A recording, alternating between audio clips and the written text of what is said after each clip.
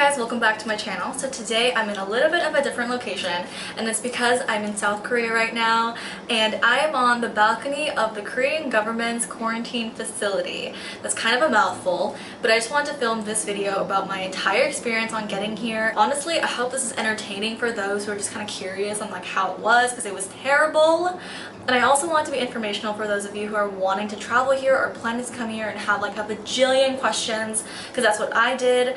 I had so much anxiety like on even the plane ride here, just because I have no idea where I was going to stay, what I was going to eat, how I was going to be. I heard like a bajillion stories and they're all different, and I was just really nervous about a lot of different things, so I hope this is helpful. So let's begin. Also, I'm going to do a room tour and you guys are going to love it, so let's begin. Okay, I'm keeping my cool. The first thing that happens is before you get even on the plane, you get a temperature check. I flew Asiana and the key number is 37.5. If you have a temperature that is above 37.5 degrees Celsius, you can't board the plane. You just can't. Make sure you're not sick or have a fever, or just be conscious about how your body is feeling so you don't put other people in risk or in danger on the plane. And then imagine you landed in Korea, you come out. Normally it's just like customs and whatever you go through, but it was a long ass time. Okay, let me start off by saying you stand in the first line, the first station, that's what I called it, and it's like the housing station. While you're waiting in that first housing line, you have to download this app through the QR code. After you input your information, you get placed with a guy and he has to put in your housing information. So he asks you a bunch of questions like where you're staying, your affiliation with that person. So the options are you can either stay with a person who already lives in Korea, they have a residency, and they have to be like directly related to you somehow, and you have to prove it. I have an aunt who lives here, but I didn't want to go and stay with her because she has her mom, so I call her Komo and Komo Harmony, and obviously she's an elder and I don't want to even risk a percentage of her getting sick because of me or because of any reason at all. So I'm choosing to stay at a quarantine facility that is by the government and that you have to pay with your own money. Also, the rule is if you're staying with a family member, you have to have a room and a bathroom to yourself. So you can't share those spaces. I had a very hard time even in the first station. The first issue is I didn't know what quarantine facility was translated in Korean. And so every time I said quarantine facility, that guy like didn't understand what I was saying, and I couldn't explain. I was telling him like the thing that you pay for the government, and like it was just very, very difficult. So I recommend like having that word translated, honestly, because I am pretty good at Korean. I'm like 90% like pretty good, and even I had a hard time sometimes. And in the end, like we figured something out, and finally I got the housing. Also, I'm outside in my balcony, so if you hear those birds or the ships passing or anything, just try to ignore it. But yeah, after that line you go directly to another line, which is what I call the Korean person calling like station. And so pretty much you have to have a Korean number, and when you go to that guy, he calls that person and like asks them like your relation, and just to confirm that they know you're here and like that you put their information down. I don't know, but you have to have one. After that you go into another line, which is what I call the address confirmation station, and I had a very, very long time here. I was probably an hour here just because the issue was that they couldn't find the address. So I think a lot of people like that were trying to help me were confused on why I was choosing to stay at the facility even though I have an aunt here and I had an address. So I had an address because I'm staying in the facility for 2 weeks, which is what you have to do, mandatory 14 days. And then afterwards I booked an Airbnb for a month, and so I had the address for that Airbnb, but that's not where I was staying immediately, because immediately I was staying at a quarantine facility. You do not know where you're staying, like which facility. There's 8 choices from what I researched. You don't know where you're staying, you don't know what city, you don't have an address. So there was a lot of miscommunication there, and I think it wasn't as common to stay at a facility, especially because I look Korean, I spoke Korean, I had family. They were like, why are you like, they didn't understand, so I had to explain to them, and they also didn't know what an Airbnb was. Pretty much the biggest issue I had in that third station was the address from the Airbnb address was a Korean address written in English, so spelled out like how our alphabet is, and there was a misspelling. And so I'm not going to tell you guys where I'm going to stay, but the first syllable is ul. It's E-O-U-L. in English, that's how it would be written. But in Korean, it's not it's not one word, it's two. It's all ul. Like it's two completely different like syllables, I guess, like characters. And so that's why they couldn't find it. But that was an hour and like a half of just waiting, and like 5 different people, women and men, all trying to help me. I have to explain to each one of them like what I was trying to do here, and like it was this whole thing. But then luckily the Airbnb host, he's really good at responding, and in the end we had to ask him like contact him through the app and ask him what the address was in Korean, and that's when the other lady figured out it was a misspelling from English to Korean. So I honestly recommend having the address in Korean, just so you don't have to deal with what I dealt with. And then after that, you do the normal passport stuff, like all the visa things like that. And then because I was staying at a facility, you go to like the next line, and I get this lanyard for the facility, and you have to do like your fingerprint and your picture and things of that sort. So by the time I left to go get my bags, it was 7:12, and I know it's really specific, but it's because I wrote it down. And I arrived in Korea at 4:30 p.m. So that was 3 hours of just doing that. And for some people, it took them like maybe like 30 minutes. Mine took 3 hours. It was so crazy. So I got my bags at 7:12, and I was worried they were going to be stolen or somewhere else because it took 3 hours. And then after, I had to find another person to help me to figure out where to go for the facility, because there's a lack of information for those who are going to a quarantine facility. I don't know why. It was just very difficult for me. I thought that it would be easier because I thought it would be more common, but I guess not. Oh, and then I talked to this man, and he told me to wait in this area, which was like a waiting area for people like me who are going to be transported to a facility. And so I just sat there, waited. You have no idea where you're going. You have no idea how much you're going to pay. You have no idea what city or how far it is from the airport, because the airport is in Incheon. Where I'm staying in the big city is Seoul, and everything else, like it could be like 3 hours away, and you have no control over that. It was just how it was.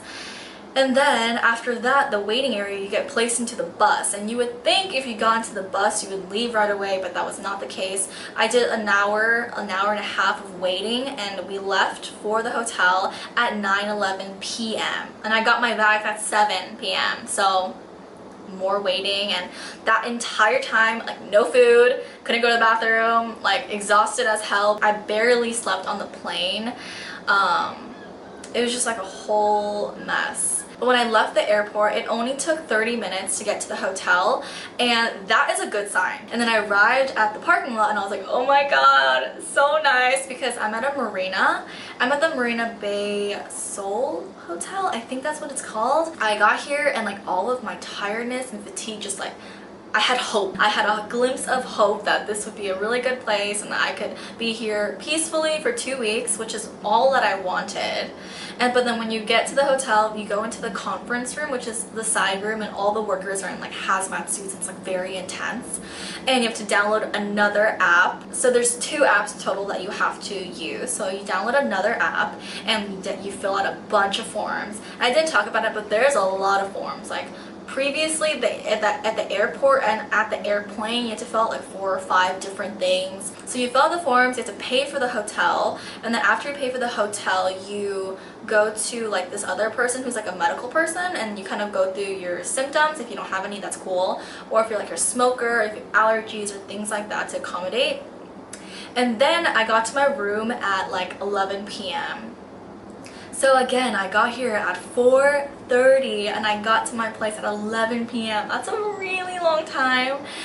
It was like so long and I was so exhausted, but I really kept my cool, and I was patient, and I was positive, and I was happy, and I was kind. And I really think, and I'm not trying to boast, like I'm not this perfect person who's like all happy all the time, but I really tried hard to be as positive as possible, because I knew that if I was going to be angry or annoyed, my entire mood would just like be down from the beginning of my trip, and that's not what I wanted at all. And I really believe, because I was like positive, or like good vibes, like manifesting positivity into the world, I think it really did reward me. And I also want to give like a disclaimer. This is how my experience was when I got here in my quarantine facility, but it's definitely not that case for other people, because if you look online, there's so many different stories and so many different feedbacks. So this is just what mine was, and I want to tell you guys some other stuff.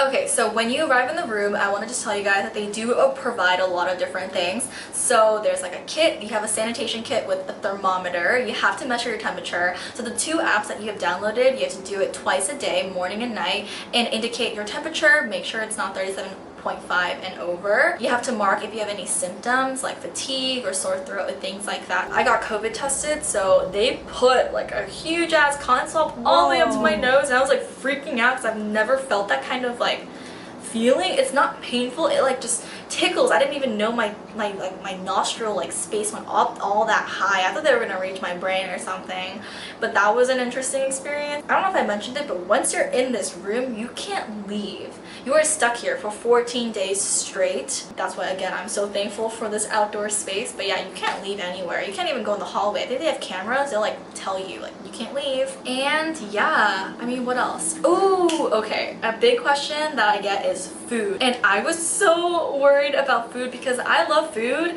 but I was prepared to like lose weight and almost starve like if the food was bad. But luckily the food is like really good here. It's too good. It's like, it's not good that it's this good because I'm gonna gain weight literally. I'm like, that's why I've been working out. But I'll show you guys like the pictures of my food because I've been taking it, and I'm planning on doing like what I eat in a day to show you more. So I know I'm going fast as possible and I'm not like telling you guys all the fine details of everything, but pretty much the experience I had at the airport like really sucked. It took so long and it was just like really like ugh. However, I really believe it was meant to be because of all of that I was able to stay here, and that's what really matters. Like where I stayed for 14 days matters a lot more than how I was for a few hours at the airport, and I got a lot of good rest here, and I'm planning to film a lot here and I'm really excited. If you're planning on coming here and have any specific questions, just feel free to DM me or put a comment down below and I'll make sure to answer as honest as possible and help you guys out a little bit because I know that I wanted all the information I could attain before I got here. And yeah, I just want to thank you guys again for watching this video. Please subscribe down below. I'm going to be like popping off with content for y'all. And wait, there's going to be a room tour, so let's get on with it. The first thing you see is this little like living area. There's a couch and a really cute velvety chair, and this is a desk where I do all my work. And ooh, the coolest thing is this TV. When I first walked in, it was originally flipped this way to face the sofa, but then I realized it turned, so I get to watch TV while I lay down and sleep and stuff like that. And I also brought an HDMI cable to connect to my laptop, which is really nice. Here is the place that I sleep in every night. And the best part of the room is this view. This is the balcony outside, and there's like these huge curtains on both sides and you can just like shut it closed. And I might show you guys the view at night too, because at night it's way more beautiful. Everything is like glowing and glittering because there's like all these lights, which is super cool. And then if you open this door right here, it leads to the bathroom. It's a little messy because I showered and everything. This is a toilet, sink, me, and then here is the bathtub and the view, which is really nice. And what else? We're almost done, guys. Here is like another cool thing. You open this door and it slides to this like, I say a mini kitchen bar area, and then the other door also slides, so you go like this. There's like more storage, which is really nice, so I can keep it clean as possible. And also, if you open this, there's like a light. I thought that was pretty cool. Here are all my like goodies. I kept a bunch of snacks and stuff because they give us a lot of food and I can't eat it all the time. And in here is a mini fridge where I keep water and stuff. And that's pretty much it. This is my room. Here's once more the view. Another view. But yeah,